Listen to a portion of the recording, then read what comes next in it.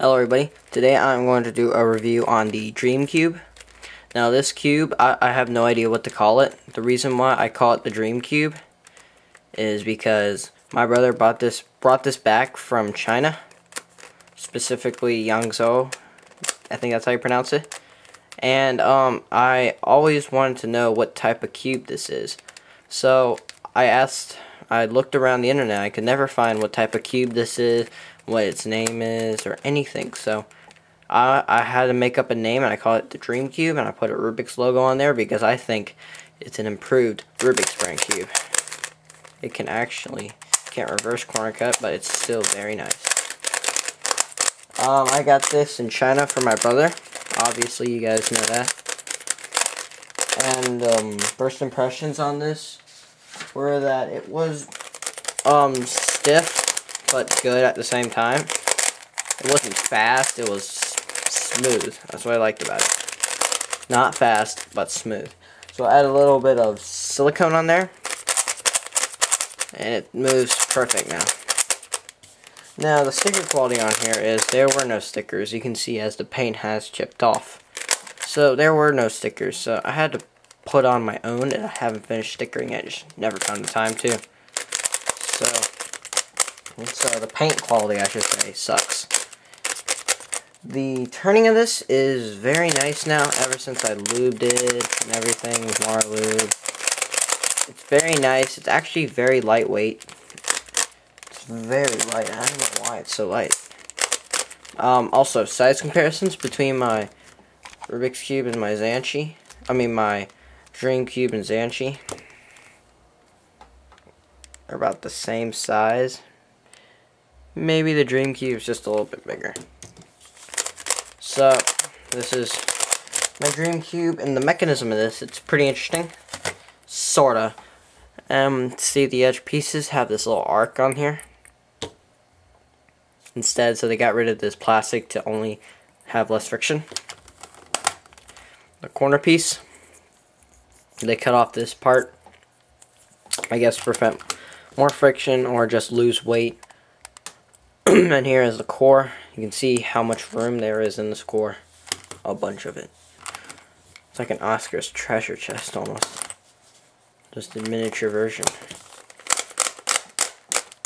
The pops and lockups. This cube does pop. Like, watch it, just like when I mix it up, it does like, well, let me show you. I can make it pop. And that locks up right there. See how many lockups I'm getting. I'm trying to get the pop right now.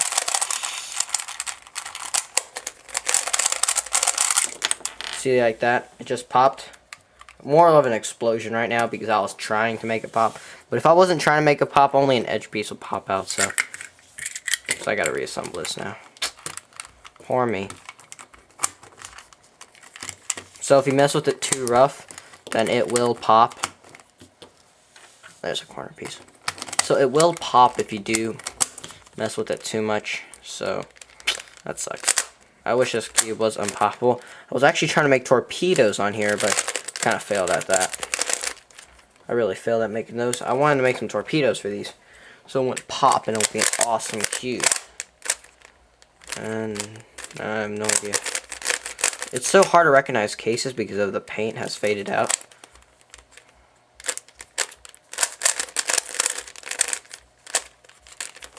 And then I just need to replace these edges, and I'll be done. Corner cutting on this cube, I'll get right into that as soon as I'm done with this. Corner cutting on this cube, it's about line to line. Actually, it's a little less than line to line.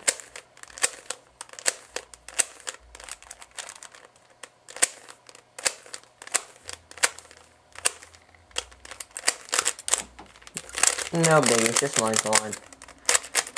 The center caps and the centers.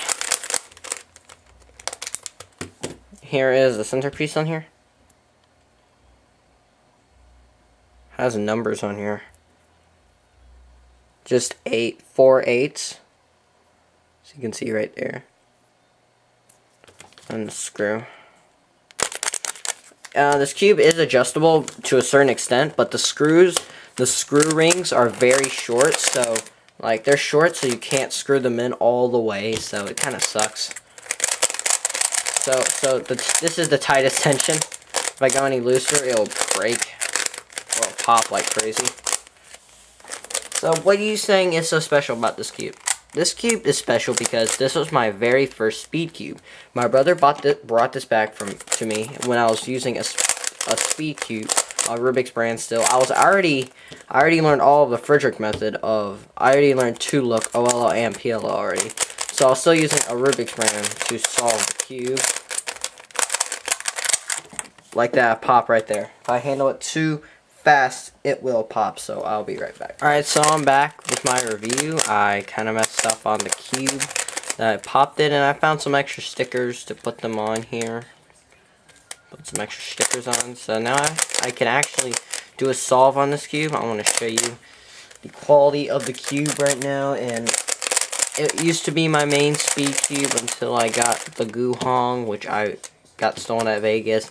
And then the Zhanchi. It is now my main after all. It's now my main, and it will always be my main unless a new cube comes out that I really like. Maybe the Guhong V2, I don't know. But let's do the test solve on this. So let's do a test solve on this. I'm actually going to do this in a different camera angle. So now I am mixing up the cube. I guess I'm just mixing up the cube really fast. Nothing really special, just random mixes and stuff like that. Something else I want to say about this cube is that there is, the stickers are very, well, this paint is actually really good. It's just that I played with it for like 2 years straight. So, yeah, that's why the paint really worn off. Another thing I want to show you is that I actually get a 16.85 solve on this cube. It's pretty amazing. I don't know how it's possible. I guess I had a really good OLO case and a PLO case because I had a corner cycle. I was really happy. Yes, you guys saw it. 16.85 right there.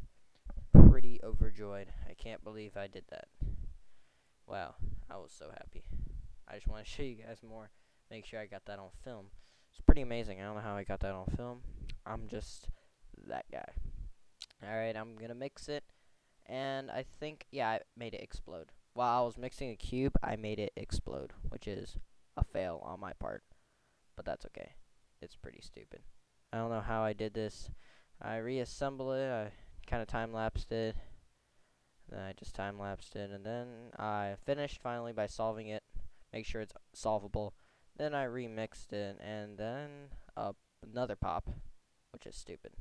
Then I have to resolve it. And then, once I'm done solving it, I finally mix it and solve of the cube. And I'm just still mixing it right now, and just some random mixes. Other things I want to talk about this cube is that the corners of it is very unique, I have to say. I'm going to talk about a little bit about the mechanism right now, since I'm just trying to kill time. I'm not really going to talk about the solve anymore, because the only significant solve was probably the 16.85 solve, which is really no big deal. I'm going to talk about a little bit about the mechanism, and I already showed you guys. The edge pieces are actually very unique. I've seen other cube reviews, they have the same exact arc, but like this arc is more steep than any other arc. Kind of funny, I don't know why. And the corner piece, that's also very, they had a regular corner piece, and you basically just cut it down. I don't know how to say it, they just cut it down. And basically, my brother, he was playing with it. He knows how to solve Rubik's Cubes, by the way, and he popped out a, he dropped the Rubik's Cube on the floor, and one of the caps broke. So he didn't have a cap for it, and so I had to find a cap, which was one of those center caps with the Da Sheng cubes that my dad bought me. So all I did was super glue the cap on, and now it is perfectly fine. The black on the white does kind of confuse me sometimes, but it doesn't really matter. I don't really care. The stickers, I got this from my Da Sheng cube, from the stickers that were for my modifications, and I did not have enough. I needed like three orange stickers, 2 reds, and 1 yellow, and that's pretty much it. And it was kind of sucked, and yeah, just pretty much that stuff. And I'm just gonna talk about this solve for a few. This solve, the last solve I just did was a 19.29. I think I can read from there. It was very significant. I was pretty happy. I basically got a sub 20 on the cube. I've never gotten a sub 20 on my Dream Cube. I call it the Dream Cube because of the center cap. It had a logo, and my mom could read it, and the Chinese on there, it said Dream on there. So I called it the Dream Cube, and that's what I've been calling it ever since I've been making YouTube videos and speed solving it. So that is my Dream Cube. There's nothing really special about it anymore. There's just stuff. I don't know how to describe it. It's just a cube. Alright, just enjoy the rest of this solve and enjoy my review I'm going to make. Thanks for watching, guys. Hope you enjoyed the review. So as you can see, as my times fluctuated, it went from 33, because the only reason why I got 33 is because a pop happened, and I got a 1635, which is very awesome. And I got a 19 something, I don't know what it was. And then I got a 29, which is bad, even for my regular solves. So each one of my solves I took, I noticed, were either good or bad. They were never in the middle, which was very odd. So my recommendation on this cube, which you can't buy it unless you go to China, that it's a very nice cube. You just need to tension it right. You need to buy a new core for it and a new set of screws. They come with springs, so you don't need to replace that. So I'm just gonna buy new screw set, since I already have a brand new core with me. So this cube is very nice. I'm actually gonna try it out one day. It's gonna be awesome. Actually, oh my god, I could just use those screws. Alright. I'll be right back as soon as I'm done placing the screw and set springs. Alright, so I am back now. What I was doing was I was replacing the screws in the core with Diane screws that I had with my broken white Diane Zanchi. That's why I have a black one. I used to have a white Zanchi, but I now have a black Zanchi. So I replaced the screws and springs out of that one and salvaged them off. So now I have a fully adjustable Dream Cube, and now it doesn't pop on me. That's awesome. I can actually take this to the limit. So I'm actually going to do another solve on this, because I'm just going to do a solve in the camera right now. I'll show you how much improvement it has made. Now it does still lock up a lot, but not nearly as much as it used to.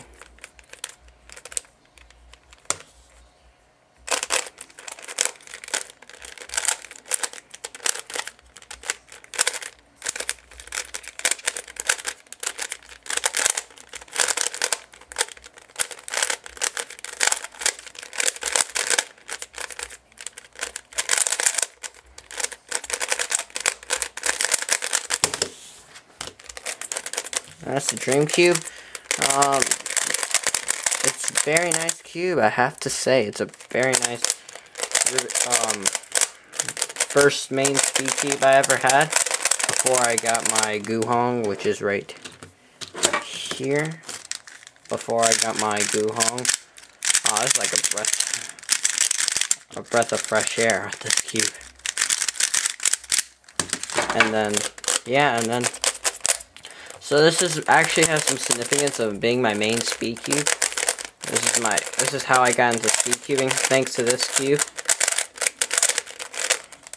So yeah, guys, thanks for watching. Hope you guys have a great day. Subscribe and check out, not check out, but like, this is my main speed cube. This is why I'm making this video. So just, yeah, thanks for watching.